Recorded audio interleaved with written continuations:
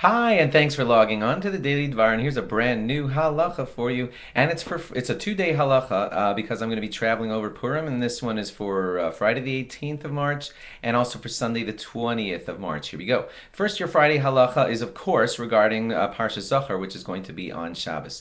Parsha Zachor, everyone, men, women, and children, should try to get to shul to hear the reading of Parsha Zachor, except children that are too young to behave for it. But otherwise, everyone should be there. It is a mitzvah from the Torah for everyone to remember to stamp out their memory of Amalek every single year at this time. When it is read, they probably will announce it in your shul that the Bal Koreh, the reader of the Torah, will think in his mind that he's doing this mitzvah on behalf of all the people who are there, so he's doing it for them. And the people there who are listening are supposed to think that they're kind of like receiving that mitzvah from him, kind of like that, so that the mitzvah kind of is transferred from him who does it for all of us on behalf of all of us, and then we kind of receive the mitzvah. If you say, oh, I remember to think that in past years, it's better to do it that way. If you forgot to do it that way, it's still okay because it's kind of like, duh, understood. What else do you think I'm doing there? Obviously, I'm trying to receive and accomplish the mitzvah here. It's just better to try to do it that way.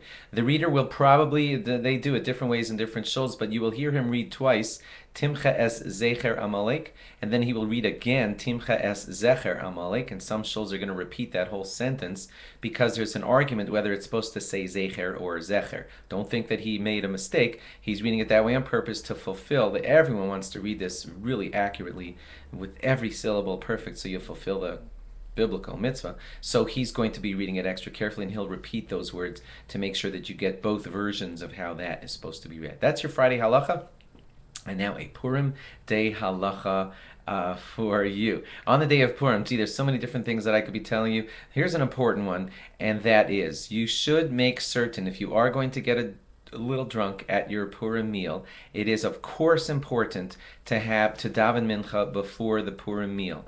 There are other reasons that you should daven mincha before the Purim meal. One of them is because the Purim meal begins before sundown and it continues through sundown. So really, your last opportune time to say mincha will be before the Purim meal, and then that way there won't be any drunkenness questions in your mincha davening. It is considered disgusting to pray in front of God while drunk, and therefore don't in any way arrange your plans such that there's some drunkenness in you when you are praying. Now the benching, the Birkat Hamazon that happens at the end of the meal, that's kind of understood that there could be some lightheadedness because you did just eat, you had wine at your meal, and there could be a little bit of drunkenness. That's a little is acceptable, but if you're really wasted, then it's one of the many problems is you won't bench properly, and that's not good. And then Marav, well, Marav has to happen after the Suda. And again, if you don't drink a lot, then your Marav later in the evening will not be under any of the influences of drunkenness because you only had very little wine at the meal, and then you'll again be safe.